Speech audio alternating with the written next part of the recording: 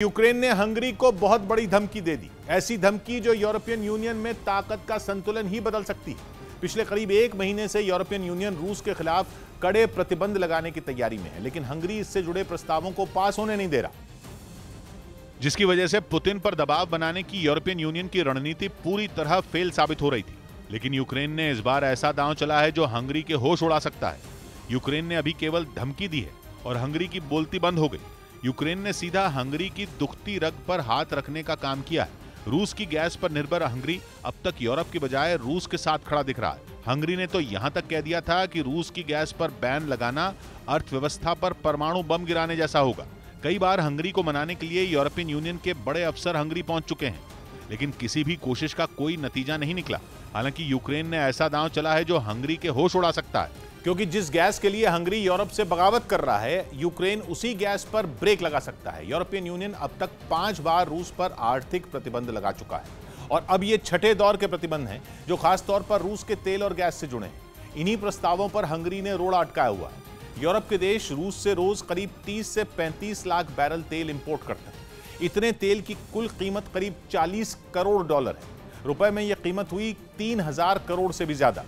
इतनी बड़ी कीमत के बराबर तेल यूरोप जंग के बाद भी रूस से रोज खरीद रहा है, जबकि यूरोप में पहुंचने वाले कुल तेल का यह केवल 27% हिस्सा है। जंग से पहले यह 40% हुआ करता था, जो अब घटकर 27% रह गया। इंटरनेशनल एनर्जी एजेंसी के आंकड़े कहते हैं कि 2021 में तेल और गैस से होने वाली रूस की कमाई उसकी कुल अर्थव्यवस्था का 45% थी। इसलिए यूरोप की कोशिश है कि वो तेल और गैस का रूस से इंपोर्ट पूरी तरह बंद कर दे, लेकिन हंगरी इस प्रस्ताव का साथ नहीं दे रहा। हंगरी अपनी जरूरत का 65% तेल रूस से ही इंपोर्ट करता है, जबकि नेचुरल गैस के मामले में तो यह आंकड़ा और भी बड़ा है।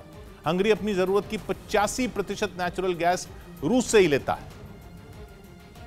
इसीलिए हंगरी ये नहीं चाहता कि रूस पर बैन लगाया जाए। अगर रूस के तेल और गैस पर यूरोप ने पूरी तरह बैन लगा दिया तो हंगरी में हाहाकार मच जाएगा। तेल की किल्लत तो होगी ही, गैस भी खत्म हो जाएगी। यूरोप के देशों के लिए बिना गैस के गुजारा करना लगभग नामुमकिन है। हंगरी ने इससे पहले यूरोपियन यूनियन को चिट्ठी लिखकर कहा था कि जब तक रूस की गैस और उसके तेल का कोई विकल्प न मिल जाए तब तक ऐसा कदम नहीं उठाया जा सकता।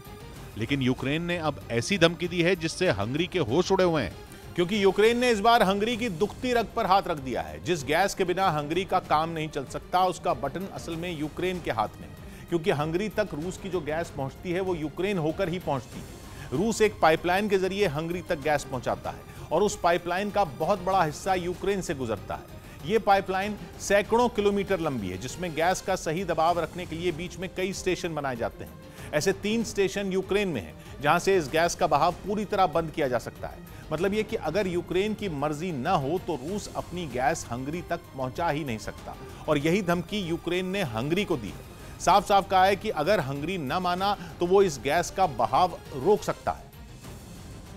मतलब यह कि जिस गैस के लिए हंगरी रूस का साथ दे रहा है उसका रिमोट तो यूक्रेन के हाथ में है। इसीलिए यूक्रेन की धमकी से हंगरी परेशान है। हंगरी के किसी भी नेता ने यूक्रेन की धमकी के बाद कोई बयान नहीं दिया। वो ये समझ ही नहीं पा रहा कि वो किसका साथ दे। अगर रूस का साथ नहीं देगा तब भी उसकी तेल और गैस की सप्लाई बंद हो जाएगी, और अगर यूरोप का साथ नहीं देगा तब भी उसकी तेल और गैस की सप्लाई बंद हो जाएगी। मतलब यह कि हंगरी के सामने सबसे बड़ा धर्म संकट है।